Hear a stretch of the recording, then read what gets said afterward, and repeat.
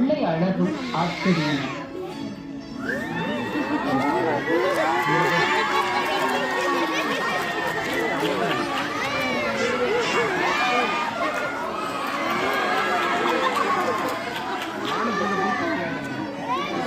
இதோ நம் பூமியின் சிறப்புகளை நாம் எல்லோரும் பகிர்ந்து கொள்வோம். நவீன உலகின் மாபெரும் அதிசயம் இது.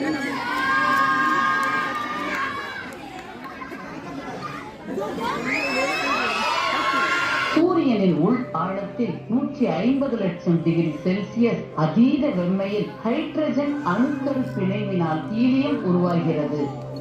அதன் விளக்கங்கள் பற்றிய வியத்தகு தகவல்களை அனுப்பியுள்ளன. அவற்றுள் நமக்கு மிக அருகாமையில் உள்ளது நமது சந்திரன். 3,84,000 கிலோமீட்டர்கள் தொலைவில் உள்ள சந்திரன் தான் நமது அண்டை உலகம். இச்சூரியனுக்கு நெருக்கமான சிறிய புதன் கோள் நம் சந்திரனை காட்டிலும் சற்றே பெரியது. காற்றே இல்லாத புதனின் நீண்ட இரவு பொழுதில் பனியுறை நிலைக்கும் 170 டிகிரி செல்சியஸ் குறைந்து அதி குளிராக இருக்கும்.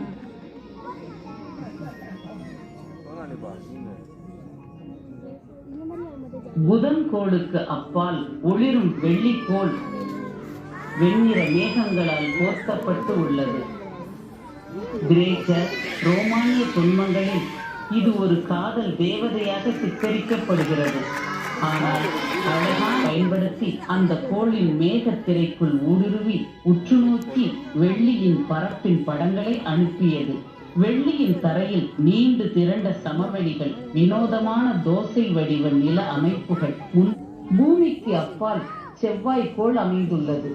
இதற்கு உருளைக்கிழங்கு வடிவில் டிமோஸ், போபோஸ் ஆகிய 2 குட்டி சந்திரன் வழியில் கிடக்கும் அனைத்தையும் உருட்டி வாரி அழித்துவிடும்.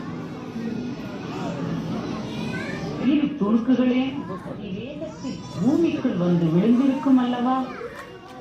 சுருங்க சொல்வதானால் ஒருவேளை நாம் அனைவருமே உண்மையில் செவ்வாயிலிருந்து வந்தவர்களோ? இது சிந்தனைக்குரிய வேடிக்கையான ஒரு கேள்வி. இதன் முகப்படத்தில் காணப்படும் பச்சை வரி கோள்கள் வியாழ மேகங்களின் மேற்படலம். ராட்சத வியாழன் சூரிய மண்டலத்திலேயே மிகப்பெரிய கோள். திசையும் படலமாக தோன்றும் இந்த தனி வளையம் உண்மையில் பல கோடி பனித்துகள்களின் தொகுப்பு அளவு கொண்டவை.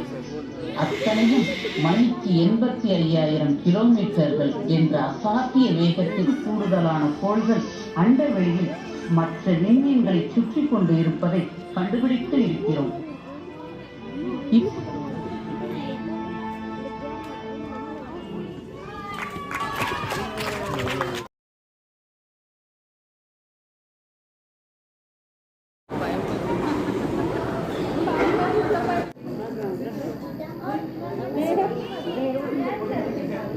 கோளில் மட்டுமே நாம் வாழ ஏதுவான சூழ்நிலை உள்ளது.